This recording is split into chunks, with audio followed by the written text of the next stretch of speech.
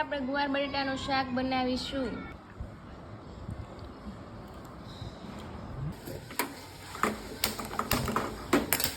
તેલ ઉમેરીશું, રાઈ ઉમેરીશું,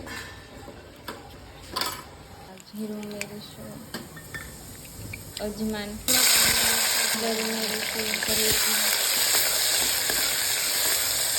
તેમાં ગુવાર બટેટા ઉમેરીશું, અનુસાર મીઠું ઉમેરીશું, કરીશું બધું સાતળવા દઈશું,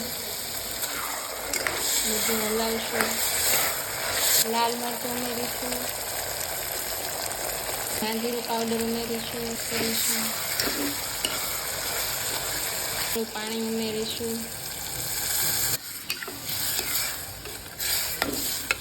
કુકર બંધ કરીને 4 થી 5 સીટી થવા દેશું. આપણું ગુવાર બટેટાનું શાક તૈયાર છે. ગુવાર બટેટાનું શાક તૈયાર છે.